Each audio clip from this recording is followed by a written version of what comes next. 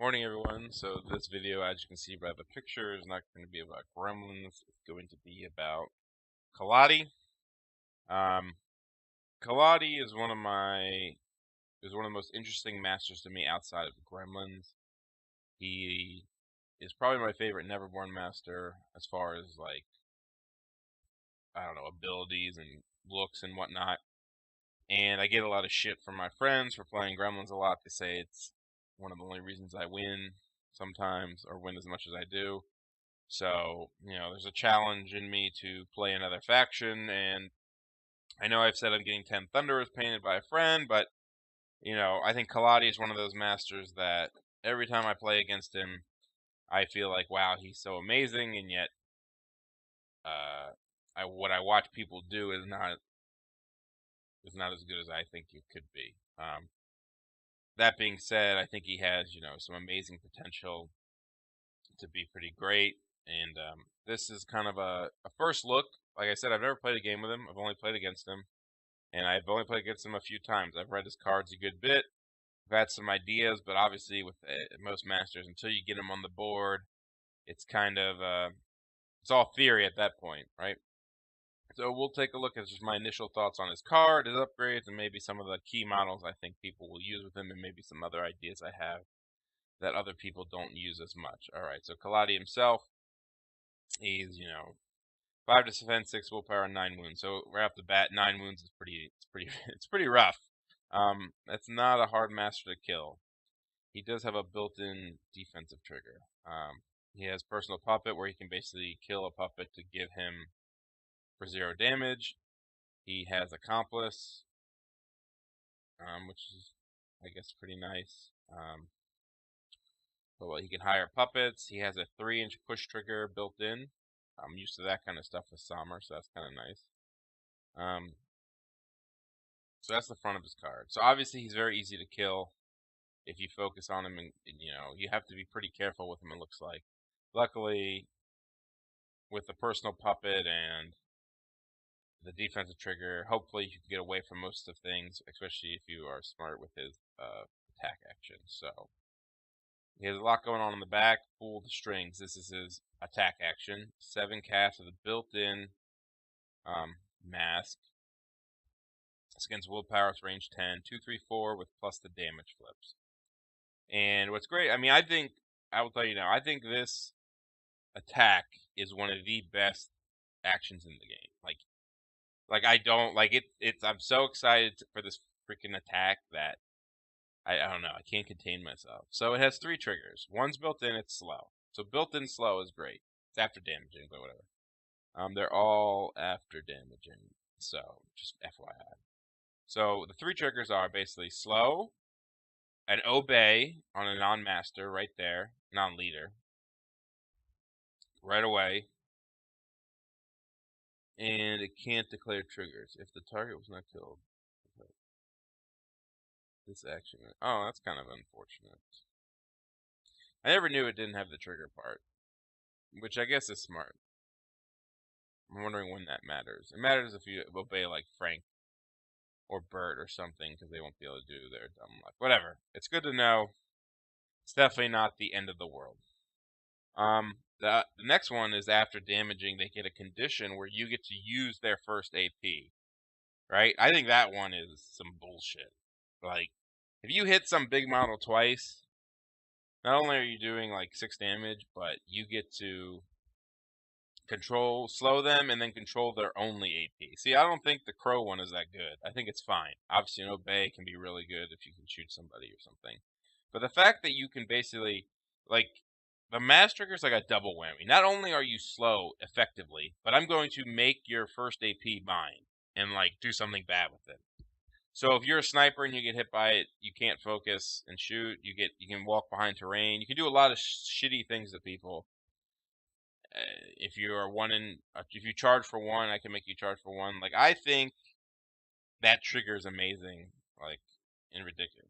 And it's 2, 3, 4, so it's not the biggest damage track. It has plus damage flip, and people kind of scoff at it. Whatever, it's 2, 3, 4, but it makes your average damage higher. It makes it cheatable. You can manipulate when you need the damage. I think that's the biggest thing for me. It's like if you need to do 3 damage with Collodi, you can do 3 damage with Collodi by, hitting the moderate damage, or you can cheat the high damage, stuff like that. Has 3 more actions. My will, minion peon puppet within 6 inches can take a 1 action and gains plus flips. A great obey, basically. I mean, it's one of the better ones. It's way better than Ulix's. I mean, it has limited so you can target, but I mean, I think there's like situations where it can be really nice, like maybe a stitch or maybe something to walk to get in the range for next turn for charging. I think it might be a little overused. Like, why would you sit back and make your master, control your other models? It's not like you're controlling super statted models to me. Especially when you have that pull the strings action, like it's fucking bonkers to me. He can summon a marionette or wicked doll on a 9 of masks off a scrap marker. Seems useful once in a while. And then he has a 0 to personal puppet something. And then when he takes damage, they can take damage and then do actions, so whatever. I think it's more for not dying. So that's his card. Like I said, the attack action sounds amazing. So let's start with his limited upgrades, because those are the two. It's the big decision a lot of people have. So they both have the 0 creep, where he can push 3 inches, which is pretty good, obviously, after you personal puppet something. And so let's start with Faded. Faded is once per turn you can give an effigy buff to puppets and minions within 6 inches, and once per turn you can, when you receive a condition from its own action, you can give it to, so you can get focused everybody or defensive or something. The other one is he can summon effigies instead of marionettes or wicked dolls, which is obviously better. And 2, he can steal focus and defensive from his friendly models and use them when he's attacking. So Faded, the one that gives buffs to effigy or every minion stuff, is the one a lot of people use. And I'm not saying it's bad, and it's probably really good. I think it's overused. I think there's situations where you don't need it. And let me just be the Debbie Downer on it first, because everyone sings the praises of it. So let me say, when is it? So giving focus to I mean, first off, there's that trapper changing list, which is dumb. I mean, it's fine. Like, I think it works in some situations. I'm not saying I will never use it, but I find it very, like, it's kind of like a cheese list, and I don't know, I think people, I don't know, I think it's stupid, but, I mean, I don't want to use it. Like, I'll probably, if I ever solo Collodi, I'll probably be forced to in some situations, but it's not something that I, like, want to take because I think it's lame. I think it's, like, whatever. I don't even know if it's like that good in most situations. I haven't used it yet, so we'll see. But that's where, like, you focus with Collodi, the trapper gets it, you my will the trapper, it shoots, and then it can do its own, like, you can make it focus again and make it shoot again if you really want, or you have 2 trappers and then you make my will. I don't know, it's stuff like that where you get focused everybody and then shoot a bunch. It's okay, great. It does take 1 of his AP unless you use Envy, but I'm not going to use Envy. Most likely. So you're losing 1 of his AP there, and then I don't know. I guess giving buffs to everybody's good. Thing is, like, things like Stitched don't really need the focus because it doesn't help their damage. It does help their flip the hit. So I don't know. It's fine when you're running a lot of puppets and stuff. But at the same time, I like the other one.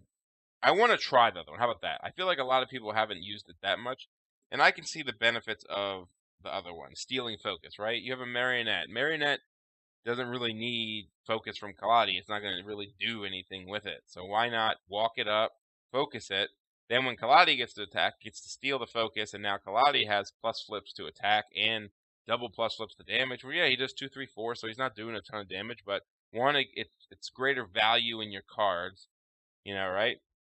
So you're turning what, let's say, a negative flip of a 2, you flip a moderate and a weak, you do 2 damage, and now if you do that on the other damage, it's like plus flips just make your cards better, right? If you flip a 1 and 11 and you get to pick the highest one, you basically let ones out of your deck for free. The reason I think plus flips on his attack are really good, one, it's a 7. Less cards have to be cheated, and you're more chance to hit the right triggers. Especially on a model like Collodi, where just getting rid of those low cards as you flip them through can just be ridiculous. So I think stealing focus can be really good, just in general. I don't think I'd want to need to steal defensive too much. And being able to summon an effigy is no joke compared to summoning, marionette. Effigies are just naturally much better, to me at least. So that's my little push to try bag of props, and I think you can do it where you don't take, there's maybe a there might be a strat and scheme pool where you don't want, people are like, oh, Collodi can't beat blasters. Well, you don't have to take a bunch of 6-inch puppets in a bubble and do all this shit. You can take one or two puppets and take a Lazarus or a Nakima, and then use your puppets to steal focus as opposed to giving out buffs, right? And probably more so than focus, the effigy buff giving out is bigger because you want to give it out to your Stitch. They heal back when they take the damage from fast. So I think they're both useful. I really want to try the bag of props a little more and see if it can get it to work. So those are the two limited. You basically choose one. I'm pretty sure everyone takes Strum the Thread, take 2 damage, which may not be reduced, and give fast. Any friendly puppets can do it, so Collodi can do it himself. Can't complain about it, right? Fast for 2 damage, especially if you have the Brutal Effigy to heal yourself. So I think that's a must-have. So then you're down to 2 upgrades. Threads of Fate is you can give armor. I don't really care about the armor part. Though it probably isn't, if you think you're going to be damaged by a bunch of little things, armor's not bad. But you can't be pushed or pulled, moved by enemy models, so you can't be lured and whatnot. Ask Jake about how that happened when 3 bells lured him into Seamus and then he got killed in one shot. That being said, I don't know if I'd use this versus every faction. You don't need it versus Gremlins, maybe versus Rezzers and stuff. Breathe Life has a 0 to heal friendly model 2 inches, but he can't target himself. And it's still not bad. If you take an emissary, you can heal it. Push all friendly minions and puppets up to 2 inches in direction once per turn. I wanted to move your whole crew basically 2 inches is not bad, especially early in the turn when you can't, when you're not going to be probably attacking anyway. So those are his upgrades. I think it's very clear you take one of the limited, you take Strum the Threads, then you take Threads of Fate or Breathe Life or nothing, or maybe Wings of Darkness to fly. But those are, you don't really need to fly. But those are the Collodi upgrades. He's pretty, yeah, the bag of props versus Fated kind of determines what you do later on, but in building your crew. But I don't think it changes, he's pretty much set on his upgrades for the most part, at least the style. It's not that hard a decision, it seems like. He has a 4 cash, by the way, right? 3, shit. Only 3. I don't know how many stones I'd want with him, but a couple, because I think when I see him played, I don't think enough people stone for the triggers. Because I just think, I think of some situations where those triggers are amazing. Too amazing. Alright, so he has, marionettes are his totems. I guess you could take Primordial Magic if you really wanted to. Maybe in a collect the bounty list where you're not taking a bunch of puppets. I could see it. But marionettes are pretty solid by themselves. I compare them to a Bayou Gremlin, so they're 3 stones, and obviously I play Gremlins, so it's easy to compare to Bayou Gremlins. They're 5/5 like Bayous, 5 walks, 6 charge, less charge, but doesn't matter. Higher willpower. They're 4 wounds just like Bayous. They're hard to kill, while Bayous aren't. Bayous have 2 card. They take 1 less damage from conditions, which is really nice. They can give away their conditions when they die. No one cares about that, really. Their melee is 1/2/4 at 4 melee, but +1 within range of him. And then they have some triggers which no one cares about. They have a 0 for discard a card to push a friendly model within 6 inches up to 2 inches. It could definitely be useful too. You know, if you have a 1, you 0, push Collodi or something. Tonalized, neither person can cheat, fate, or use soul stones during the next duel. I don't know when you'd use this. Maybe if you're about to charge something and you have no cards and you just want to try to hit. But yeah, but for 3, I mean, it's a significant minion for 3 stones. It basically has Reckless because you can do the fast from Collodi, and just like Bayou's where it's like, 2. So to me, I like marionettes, and I would take a couple for scheme running, or at least 1 or 2 for personal puppet purposes, depending on what kind of Collodi I'm building. Bag of props are faded, because that's the kind of model. Like, what do you need to double walk for? A lot of the time, maybe you do, but you can always focus it early and then walk it, or drop a scheme marker to focus and have Collodi take it from it. That's where I see some of its use coming in. Obviously, next on the list are effigies. 1, you could summon some with the 1 upgrade, so we won't talk about every effigy. I think we'll talk about the 2 big ones, and everyone knows what they are: the brutal and the arcane effigy. Effigies in themselves are very nice models, I think, stat wise and points wise. Obviously, coming from a Gremlin perspective, we kind of have the cheap models on lockdown, so 4 stones is actually pretty hotly contested. But in most factions, 4 stones is definitely like on the cheap side. I mean, even the cheapest side. But like, I think the most annoying part about effigies are just the effort it takes to kill them is like weirdly high. They have defense 6, which is amazing. They have armor 1, hard to kill. So if you're melee 3, you take if you're damage 3, you take 3 hits to kill them. Like a Burt Jepson charging 1 takes 3 hits without an extra ramp, which is pretty crazy when you think about it, right? For 4 stones, they're significant. Both buffs are really good. The arcane has the condition removal, which I think can be super needed, especially if Collodi's getting like paralyzed or something, or any of your models have a condition you don't want. And target friendly leader within 8 inches gains one. Okay, so the arcane effigy 1 is every time you do damage, the enemy must discard a card or gain burning 1. So basically, all of Collodi's attacks gain plus burning unless they discard cards, which is fine. If they discard cards, they get rid of the card. If not, you do an extra damage that adds up. It doesn't sound too bad to me. The brutal 1 is you heal every time you do damage, and you get a card if you kill something. Great, also because Collodi tends to, drop 2 cards or 2 wounds for his for fast. So then all you gotta do is damage with 2 of your attacks, which shouldn't be that hard if you're attacking multiple times to heal his wounds back up. And if you happen to kill something, you get a card. Perfect. Yeah, and it has finished the job, which I don't think matters. And it has a gun. So one thing I've seen people do, and most of these little totems and stuff can do it, is attack, and I do this with Summer, is attack Collodi to push him with his trigger. The Brutal is one of the better ones because it's shot 4, and you can kind of put Collodi in cover if you want to do it.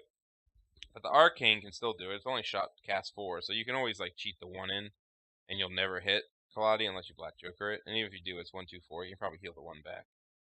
But there are ways to push Collodi up, which is kind of nice. Besides just marionettes discarding a card. I mean, if you're gonna, you might as well marionette 0 at that point because you're gonna risk the 1. I don't know. You have situations to move your own Collodi. I don't see a lot of people do it, but it's probably not a bad idea if you really want to get them up the board. So those are like some of the main models, I think. Arcane Brutal. Even if you don't take Faded, I think both effigies are still worth considering. 1, because you can puppet them. 2, because both of them, or one of their, buffs is significant on Collodi. If you put the burning and the healing, he just goes apeshit with 4 AP. It's really brutal. Get it? Brutal. Yes, you can heal on your Stitch, but you have to make choices here and there. I'm sure it matters, especially on Stitch the most. But I don't think it makes a big difference other than that. Like, that's the thing. I'm like, what do marionettes care if they get one of the buffs? What do most of the other models care if they get one of the buffs? That to me is like why Faded, I think, is not overrated, but sometimes I'm like, what are you doing with it? What are you getting out of it? If you're just focusing Stitch, then that does nothing. It also forces Collodi to go first for the focus, which I don't always love. Now, some turns you just got to do Collodi first before he fucking dies, but it kind of, it hurts him going last if that's the case, other than giving him a buff and at least giving that. I don't know. That's just my initial thoughts on that kind of stuff. Stitch. Stitch apparently really good with Collodi. They're very obnoxious. We all know the stat line 4/5. They're 7 wounds with hard to kill. They get reactivated if they get down to 1 wound from an attack action. They're not living. But if they flip a crow after damaging, living models suffer 2, which is kind of annoying versus them. There's only 6 stones. They're slow though. They're walk 4. And the only thing we care about is a game of chance. Or no, gamble your life, sorry. It's a cast of 6, range 6, 3, 4, 7 to the loser. If you have good cards in hand, it can be brutal. If you don't, it's a risk. I think they're still worth a couple points. So that's kind of like the main puppet stuff, right? So we've kind of gone over Collodi, and like I said, I don't play him yet. So him himself, I think him going fast with 4 AP is just like ridiculous. I can't even like describe how exciting it is. With that being said, other models that can go into the crews, I haven't really gone that deep yet. Seems like Nakima can be useful once in a while. The Trapper Changeling, bullshit. Like I said, I don't want to do it, but it might be useful. Mysterious Emissary looks fun. I'm surprised it's not used as much as it is. The terrain part of it sounds really good. So does summoning a Changeling. And it's a puppet, so Collodi can use it. And every time you summon an effigy, it gets fast, which means if you take the bag of props, you get fast. Think about that, guys. Ridiculous, right? Doppel's always a consideration. I'm not going to bash Doppel and say I'll never use her. I'm also not going to tell you I'm going to use Doppel every game either, even with the cheat to go first. That's just how it is. I think Lazarus is really good in some cases, because he can copy Collodi's 0 or 1 action. He can't use triggers, but it's still 2, 3, 4 with plus damage. It's not bad to take with no gun symbol. And he can take the ignore armor, so it's kind of like nice there. And you can do something with Collodi where you can use Collodi to walk somebody out of cover with one of his triggers and stuff like that. I also like Iggy. I think Incite is really good. Iggy is a great, in my opinion, 5 Soulstone model that can incite somebody and just be annoying scheme runner. I think he's defense 6, I think he's defense 6. I forget exactly. Let me look at his card. He is defense 6. He's with power 4, but who cares? But yeah, he's bulletproof, so he's not going to be shot down very easily. But he's walk 5, and I think Incite is great. And Throw Fit isn't bad. What else we got? So we got Doppel, Iggy, and if you don't, like I said, if you don't take Faded, then what do you care? Like if you obviously Collodi buffs puppets, buffs minions, great, he can obey them. But if you don't take many of them and you just focus more on Collodi's going to be a machine gun and kill everything, and then I just need some good models with him, then you don't need, not like everything he doesn't have that much puppet synergy. You don't have to use his puppet synergy aside from having maybe a personal puppet or two, is what I'm saying. Like, that's it. That's all I'm saying. You don't have to use his My Will. It's fine in a lot of situations, but, I mean, his attack action is so freaking broken to me. But yeah, I like Iggy for 5 stones. I like him a lot, actually, because think of it, like, if you incite the proper model, right, then you don't even need, in theory, the doppelganger to go first. If you're against Gremlins and you incite a stuffed piglet, and then you get Collodi up in their grill, and you go, all right, do your stuffed piglet first, and then they go, all right, Collodi kills everything. Well, then it didn't matter that you had a Doppel or not, right? Now, I think Doppel's pretty good with Lazarus because she can copy a shot and all this stuff, and probably with Nakima. Like I said, there's good uses for her, no doubt about that.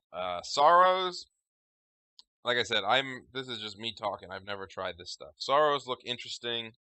Obviously, they're low defense, and there's always the risk of them just getting blown up, but especially at 5 soulstones.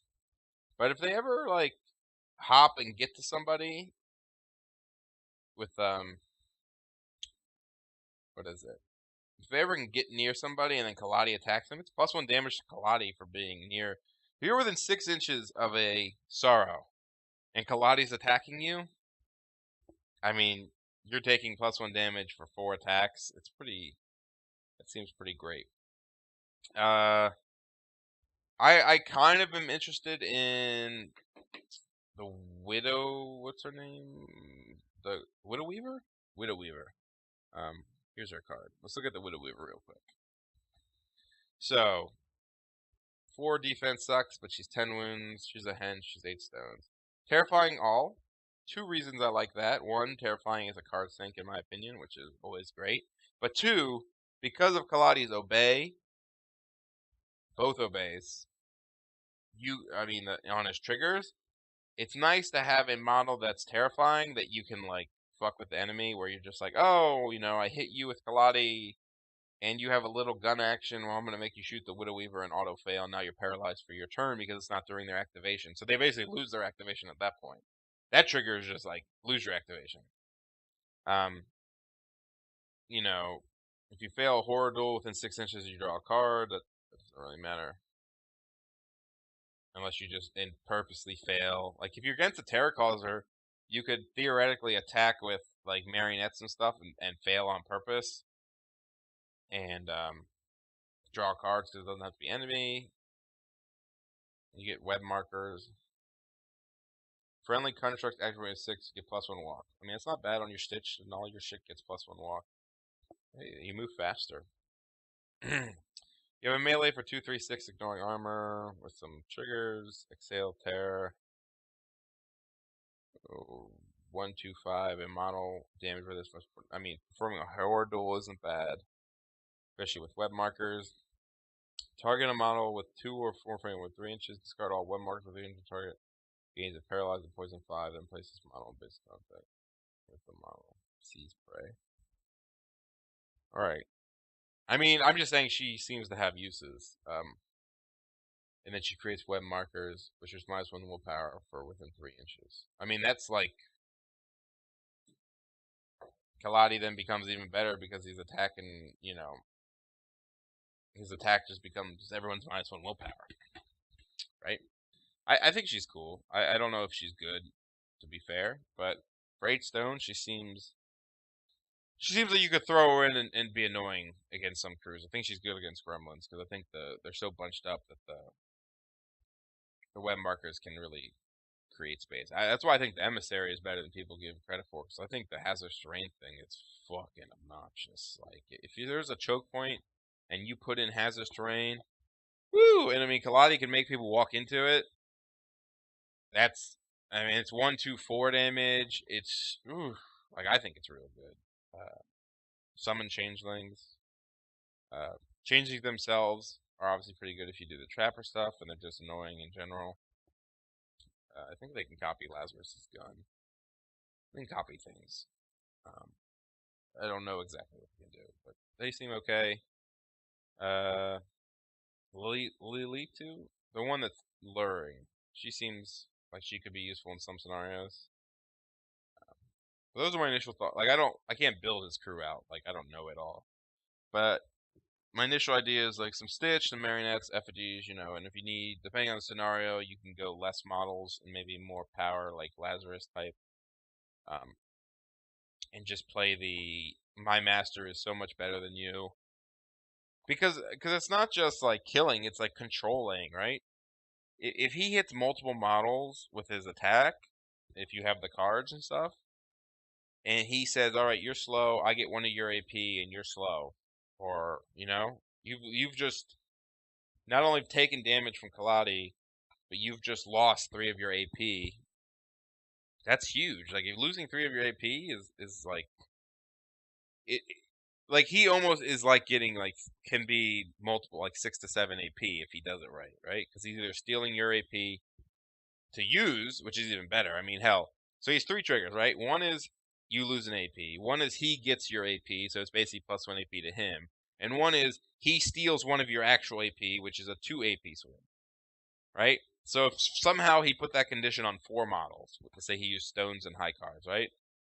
Now, when you go, he gets one of your AP, so he's going to screw you over, and you lose one. So it's just, that's so good, right? It has to be. It has to be so good. Like, I'm so excited. But no, that's my initial thoughts on Collodi. Just some random things. I'm really excited to put him on the board, and all my friends are like, he should play him. Stop talking about him, just play him. Well, there you go, guys. I'm hoping to get him on the board soon. Thanks for listening, guys.